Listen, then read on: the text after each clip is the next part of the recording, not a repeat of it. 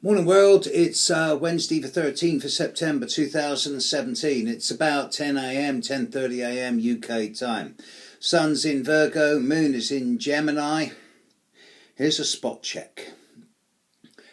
There is a void moon today. It starts at around 7:35, 7:36 p.m. tonight UK time and runs through to 11:13, so it's just over a 3.5 hour void moon. Adjust for the time zones wherever you are tonight, starting 7:36 p.m. UK time, 3.5 hours.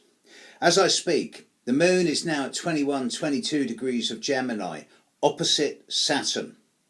And it's squaring, both of them are squaring the sun. There's a classic T-square in the sky at the moment, moon opposite Saturn, both squaring sun. But it's not just this. There's lots of other factors that's going on at the moment, and I just thought I'd do a spot check of where we are right now. And looking at a map of the heavens, there's a number of factors that are all impacting in on each other and creating a sense of dynamic that's actually quite disturbing.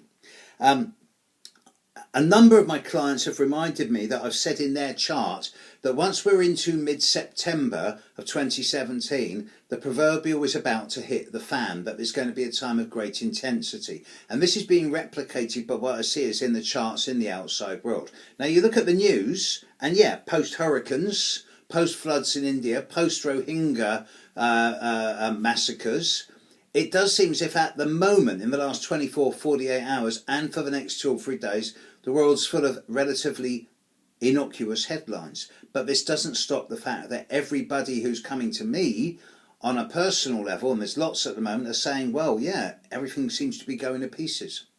So why? Well, Neptune and Pluto aren't anything to do with it. Neptune and Pluto are quiet at the moment. They're aspecting each other, but no big deal. They're not interacting with all the other planets in the sky. We've got this Mercury-Mars conjunction. It's getting stronger and stronger. Mercury's now at about 2 degrees of Virgo. Mars is at 4 degrees of Virgo. It's getting stronger and stronger. And when I do my monthly forecast for individuals on video, I see so many people now who are all seemingly going to get hit around the same dates. And these dates are around the 15th, 16th, 17th, 18th of this month, September, this coming week, when Mercury and Mars are going to be really strongly close together, and it's going to get a little bit intense and hectic. Venus is now at 21 degrees of Leo, trining Saturn, sextiling the moon. Not a major role player, but there in the background, bringing just a little bit of stability. But the big one, Jupiter, now at 24 degrees, 25 degrees of Libra. Uranus, now at 27 degrees of Aries, going retrograde. The Jupiter-Uranus opposition becomes exact on the 28th, 15 days from now. These are grandfather and grandson in mythology. Both have a healthy disrespect, if you like, for Saturn. Saturn is Jupiter's father. Uranus is Saturn's father. Saturn castrated his father and ate his son. So this is why neither of them really get on that well with Saturn. Saturn brings structure and order, whereas Jupiter is growth and expansion, and Uranus is revolution and change, both for positive and for challenging. But Jupiter and Uranus generally get on well with each other, as most grandsons get on with their grandfathers, because they're male role models, but they don't seem a threat, and they don't involve restriction and boundary setting. But this time round, it's a bit of a different story.